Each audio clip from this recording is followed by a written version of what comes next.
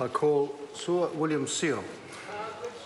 Chairman, I think it's fair to say that there is genuine interest from our part to ensure that this bill passes, but to also ensure that we support the government in making sure that we correct the injustice that arose from an incorrect application of case law prior to the court case.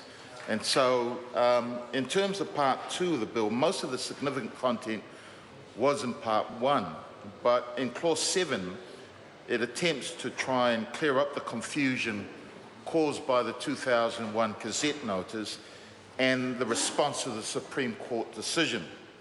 Now, sir, I did not have the privilege, as the government members had, of sitting in on the Senate committee process.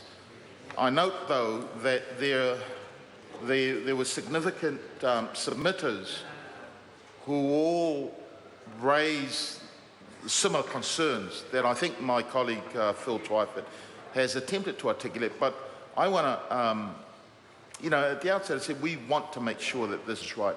It's taken us a long time to get it here, so let's make sure that we do get it right. It is raised by Crimshaw and Co., who is a specialist litigation and dispute resolution firm who represent over 5,000 clients in leaky building disputes. And so they raise that the government has estimated that there will be about an extra 70 families with homes that will be deemed eligible as a consequence of the Osborne court case and the passing of this bill.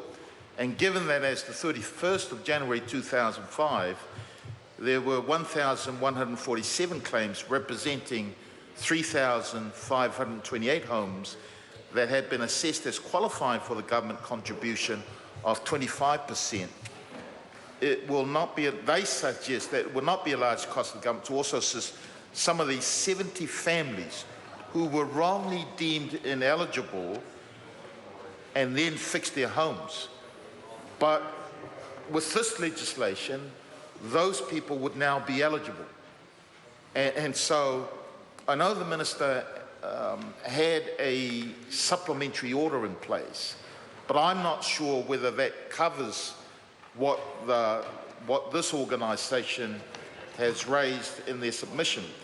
You see, they again say that if the bill passes as it is, it would allow certain owners who were deemed ineligible based on the case law prior to Osborne to now be deemed eligible. However, if the bill is passed in its current form, some of those owners won't be able to obtain financial assistance under the financial assistance package specified under this bill. So specifically, owners who repaired their houses after their claim was deemed ineligible cannot now obtain financial assistance. And the draft bill does not appear to allow owners in that position to apply for the financial assistance package, even if they would have met the contribution criteria at the time that their claim was deemed ineligible. I also want to draw the Minister's attention that similarly, the submission made by the Office of the Mayor of Auckland also raises that the issue that the 2001 cassette notice clearly distinguishes between the Crown contribution criteria and the participating territorial authority contribution criteria. And that distinction is not reflected in part of this bill. So if the bill is currently drafted, there is potential for confusion as to the extent of which the distinction applies. And the bill as currently drafted also does not clearly reflect what are the integral reasons why territorial authorities agree to become participating territorial authorities, being that a claimant who has commenced proceedings naming a participating territorial authority cannot receive a financial contribution unless that territorial authority agrees. And the Auckland Council also say in their submission that the proposed definition of qualifying claimant also introduces some uncertainty as to whether a claimant who does not meet the relevant contribution criteria might nonetheless, as a qualified claimant, Mr. Speaker, Mr. So Chairman, William Seale. if the Chief Executive determines that the claimant is taking all reasonable steps to meet those criteria, and they say that the effect of the proposed new subpart 9 is that any dwelling house which had a code compliance certificate issued within the 10 years prior to the application for an assessor's report will have a claim which is deemed eligible, and conversely a claimant for a dwelling house for which no code compliance certificate was issued but building work continued within the 10 years will not have an eligible claim, despite the fact that the court decision would include such a claimant, albeit that those circumstances would be rare.